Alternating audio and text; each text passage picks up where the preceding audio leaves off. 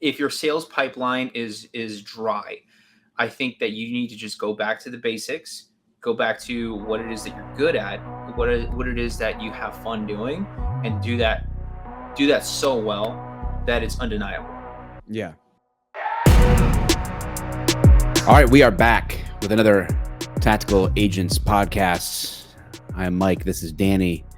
It is just us today, and happy 4th of July belated. We completely skipped last week. Chris texted me in the morning on 4th of July and said, "Hey, are we recording a podcast today?" And I said, no, I'm definitely not doing that today. So we didn't. And hopefully you guys all enjoyed the 4th and stayed safe and celebrated freedom, because whatever we got of it left, I'm going to soak it up till I'm gone. What'd you do? You do anything cool for the 4th? We were on standby all day because my son was due that day. And yeah, we were just like basically getting ready for the baby to come. And sure enough, he didn't want to listen. He's a lot like his mother. He doesn't want to listen to me. And good thing she doesn't listen to this podcast. Yeah, hopefully she's in the other room, so hopefully she's not listening right now.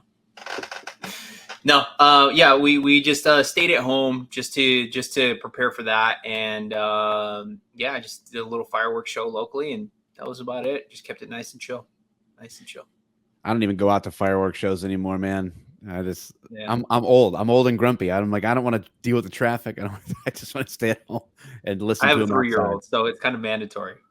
Yeah, I do fully support. I know a lot of people hate like the late night fireworks. I'm like, dude, this is it, man. This is the night. Go for it, you know? Yeah, do it. 100%. Otherwise, I'd be kind of cranky about it at midnight, but I was happy.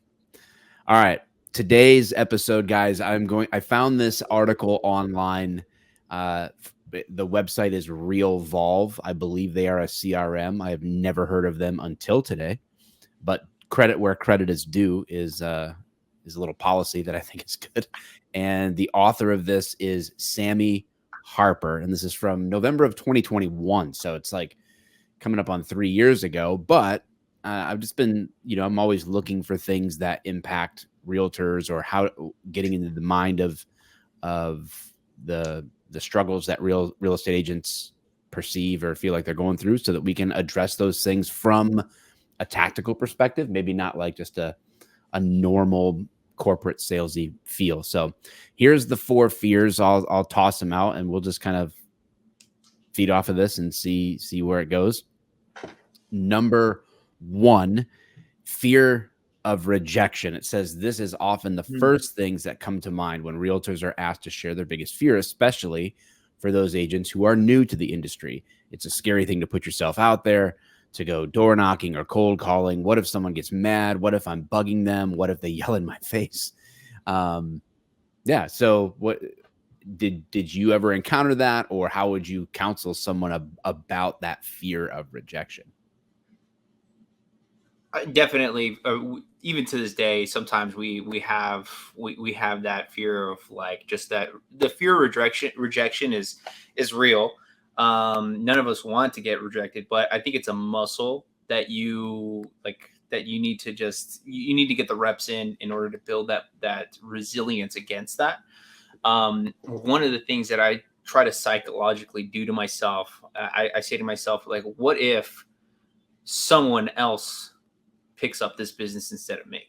Mm-hmm. What if somebody who doesn't really know what they're doing ends up serving that person and messes it up? And now we're lesser on the totem pole of the trusted professions.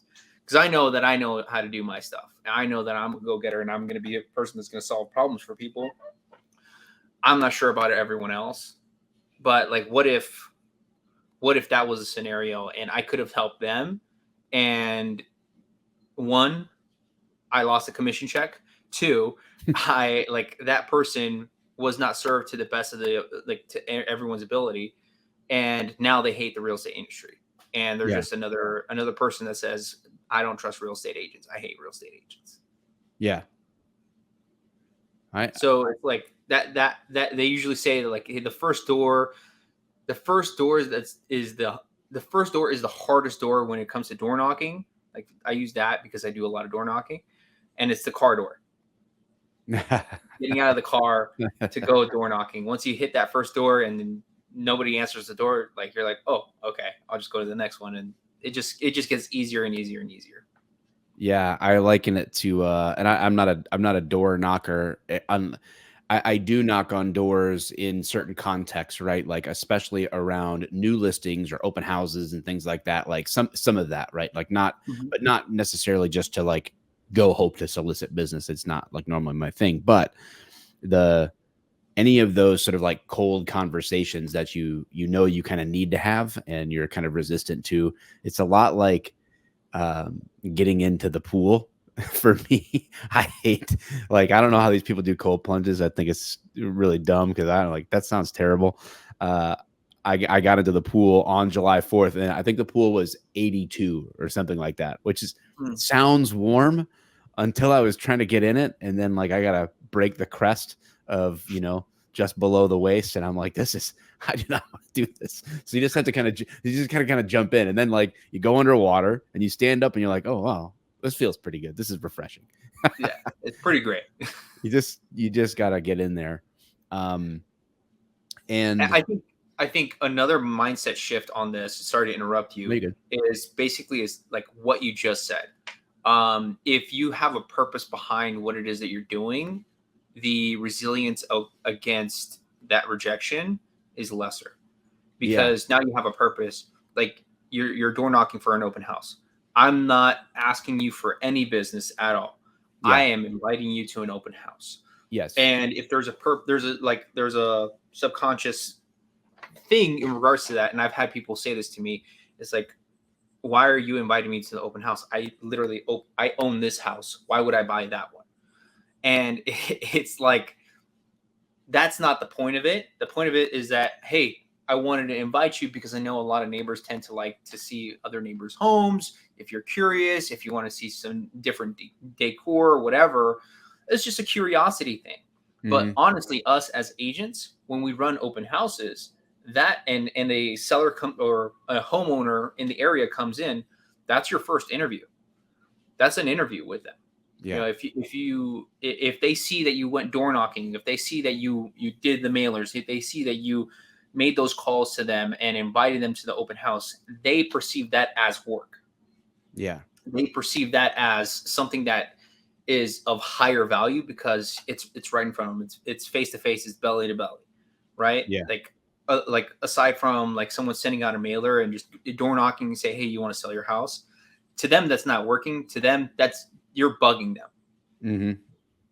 When you're actually inviting them to an open house, there's more of a purpose behind it. And there's more of a mindset shift where like, oh yeah, I would like to see that house. I had something scheduled, but I can move it around. I want to go see the house. So those are those things that you want to like put in your mind. It's like, hey, I'm not selling them on anything. I'm really just setting up an interview with myself. Mm-hmm. with that potential seller down the line. It might not be 6 months, might be a year, 2 years, doesn't matter, but they may remember you if you give them an experience. Yeah. I like that reframing what it is that you're actually trying to accomplish with it. If you put this inordinate pressure that like I'm failing at door knocking, if somebody won't let me sell the house that on the door that I knocked, like, of course, yeah, it's going to feel like the rejection is piling up. But if your goal is to extend an invitation and that's the win, then you in that sense, you can't lose. Right. So you reframe it. I saw a YouTube video and man, my YouTube algorithm is so wild, but it delivered up to me this thing where these guys bought all these, bags of play sand from Home Depot and sifted it for gold. And they found like a little over a gram of gold in 50 bags of, so it was a financial loss, but it was a funny video, but that popped into my head because I'm like, the cliche sort of like, if it takes 100 no's to get to a yes, but in one sense, it's like, if you're reframing it to where, hey, I'm just trying to end up, what my goal is here is to connect with the people that I'm going to really love doing business with. And if they respond to me, then that's that's a good thing. If they don't, that's also a good thing, because it means that we weren't a fit anyway. I just saved Mm-hmm. myself a lot of stress and a lot of anxiety, because all I'm doing is sifting. I'm just trying to find the next person that I can connect with in a way that I can add into my network of people and develop a thriving business. So I think that reframe is super helpful. Yeah, absolutely. All right, number 2, general, but I would actually probably make this number 1, but fear of an empty sales pipeline.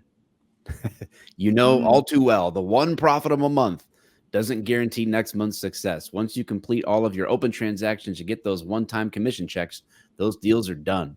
If you haven't been working on generating new clients, you're about to come face to face with an empty sales pipeline. All right, what's your advice? I see a lot of agents fall into this trap of once they get something in escrow, they stop working. They Mm-hmm. think that working that escrow is doing the work, and like that's, hey, I did it. Cool. I got something in escrow. Mm-hmm. And then they focus on that escrow, and then they have to work extremely hard once that closes to get another escrow. Then another 6 months goes by, and then they get out of the business because they've only got 2 checks a year. And it's a situation where and there's this saying, always be prospecting. Yes, in whatever way that makes sense for you, whether it's social media, whether it's going with your community of the closest 100 people, like you mentioned in Yeah. a couple of podcasts ago. um, Whatever it may be, you have to continuously massage these things and continuously just plant those seeds. One thing I'm doing now is getting really deep into email, and just, even if someone doesn't read it, but they see my name, if they just see my name and then just press delete, that is a win. Like, Mm-hmm. honestly, like that's a win.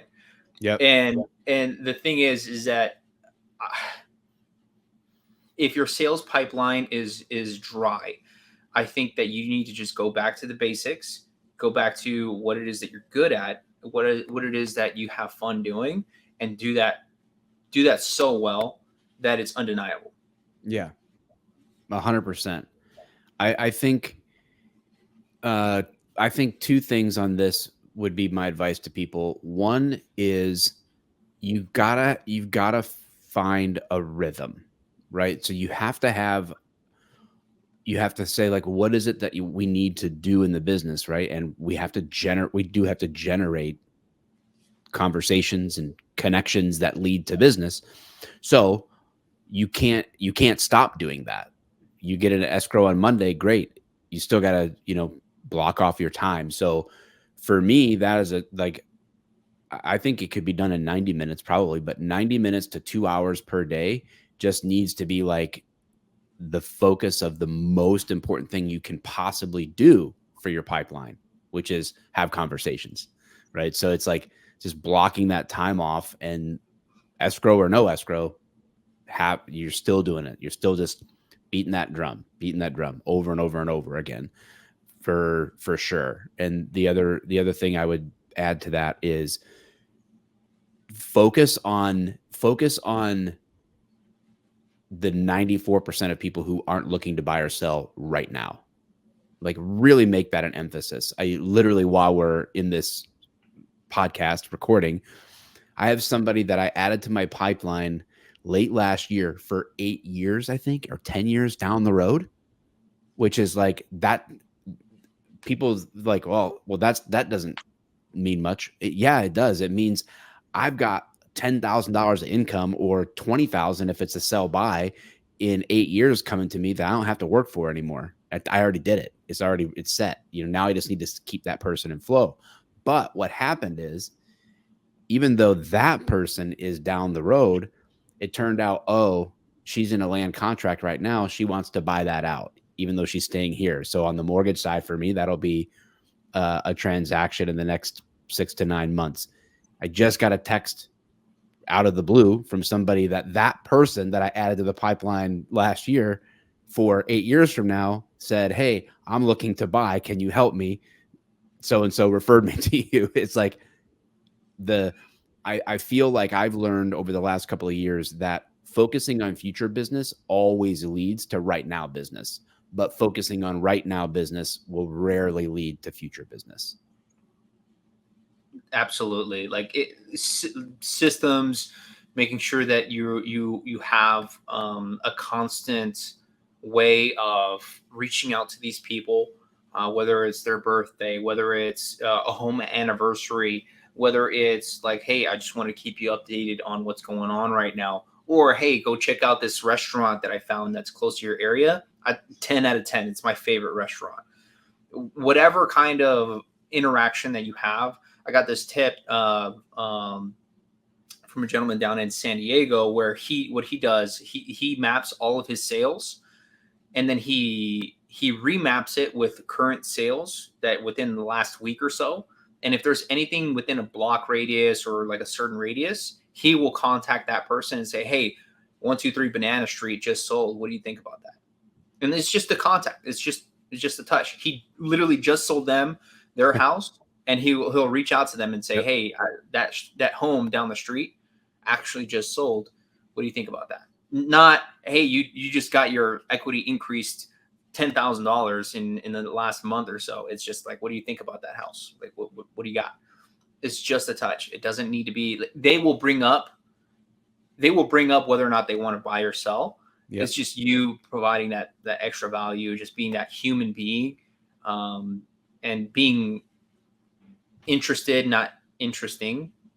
Yeah. And like that's what win friends and influence people. Yeah. It's the basics. Huge. I like that. All right. Next one. Fear of iBuyers. It's not ideal having to compete with tech giants, and it's totally valid to worry about Open Door or Zillow offers stealing some of your clients. Right now, iBuyers account for only 1% of all real estate transactions, but it's reasonable to assume that number will grow in the future. Reasonable fear, not a reasonable fear. What do you think? I've never competed with an iBuyer, well, not knowingly.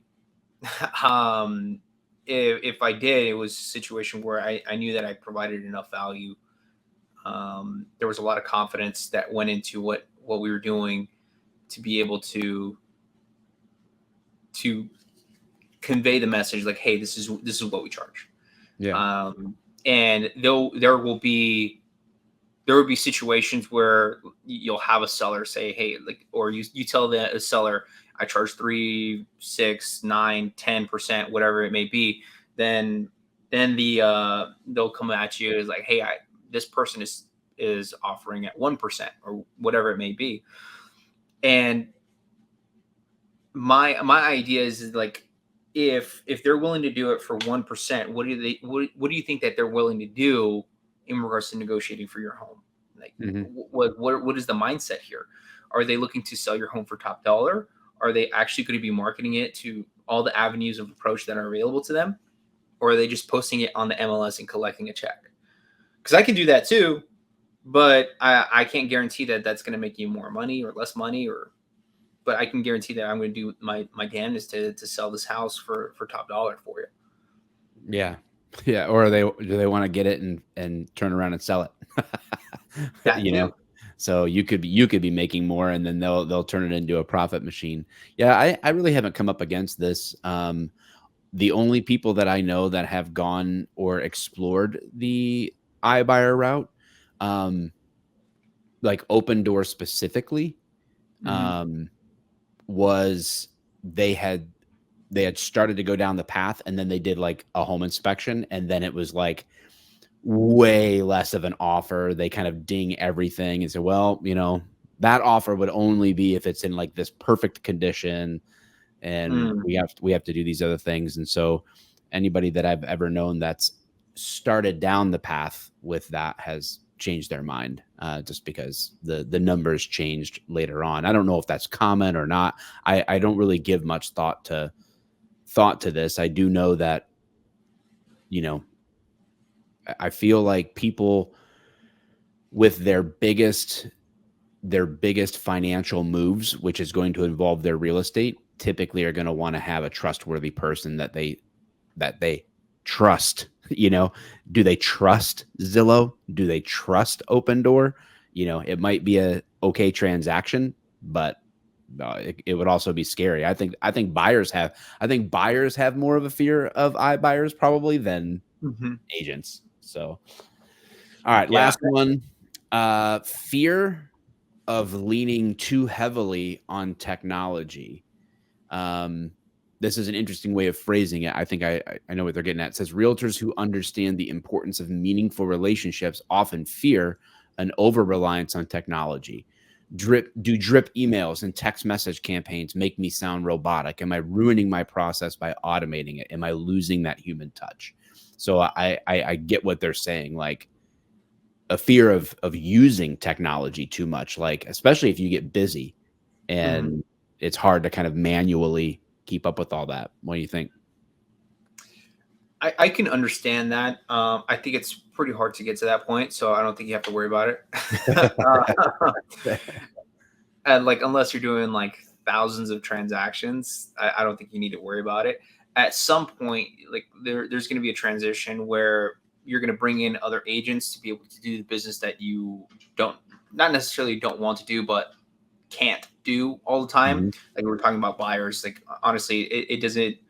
It's not as advantageous for us to get in the car and drive and go show 50 homes to one buyer for them to hopefully purchase something. Um, Usually that is something that's going to be delegated to someone who's a little bit newer, and you know they're going to be handling those things. But when it comes down to it, you're going to transition to this point where yes, you're going to have that person that does the driving and showing and opening the doors and everything like that. You can still be involved in the transaction and be that person, like, hey, I'm going to be solving all the problems. Like i'm I get involved when there's an issue. This person is going to be able to check all the boxes, write all the names in the MLS and everything like that.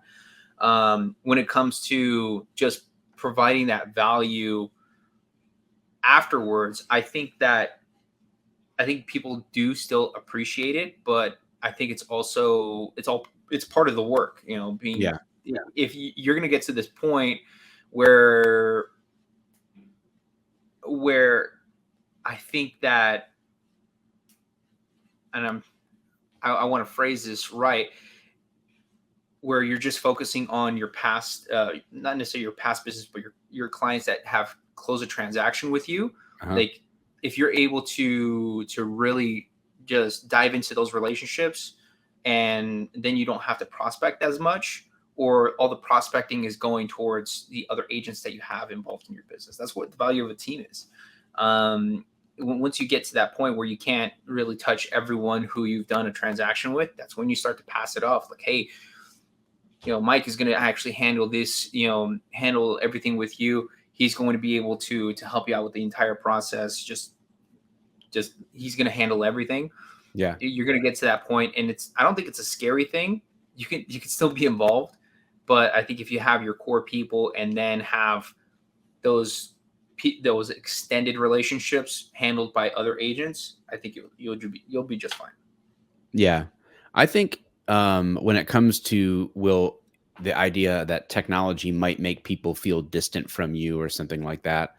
I mean, I guess if you're going to run a text campaign or an email, you're going to send out an email. I think that's a matter of are you just subscribing to a service that sends out automated emails that aren't from you, you know, like that Mm-hmm. kind of stuff. I think that's where, I mean, that's the whole kind of point of this podcast, the Tactical Agents podcast versus, you know, what we kind of demonize the traditional agent, you know, like in that by default, we're kind of distinguishing traditional salesy kind of things in this environment are those like random market update emails. They don't have something from it's not you communicating the market update. Yeah. It's this generic thing, and I think that's what would turn people off. Mm-hmm. Otherwise, I look at technology like, you know, like if someone shows up to your birthday party,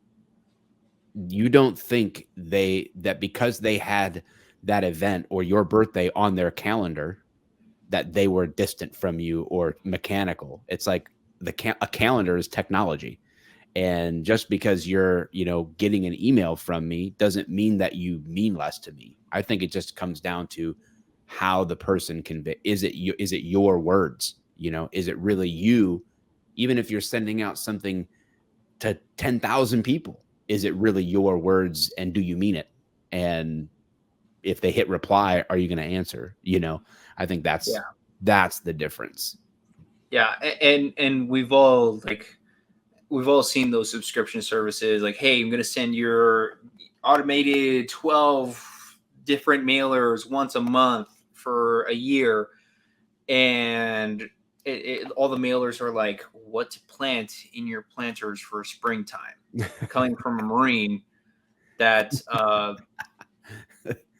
that has no green thumb at all. It's like that doesn't mesh, it has to be authentic things as well. So you have to actually sit down and think about these things.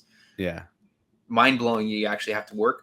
But put your personality in these things, put some effort into it. And technology is just a tool to be able to connect with more people. Yeah, for sure. Leverage the tool. Don't fully automate it. Mm-hmm. You can't chat GPT your way through the entire business. Yeah, no kidding. Yeah, chat GPT, write me an email that was meaningful from me. Although maybe eventually, if you had enough writing, because I heard Jordan Peterson say that he asked chat GPT or AI to basically write something in his voice and style. And he's like, if I wouldn't have known that I didn't write it, I would have thought that I did. Right. Like, so maybe you could have chat GPT analyze, look, hey, chat GPT, read all of my text messages and then send a new one that sounds like me. Maybe that'll happen one day. I don't know, but hopefully I'll be gone by then. I don't know. I'm not a big AI person. I'm trying to get more familiar with it to use it as a good it's tool. Scary. It's a bit scary.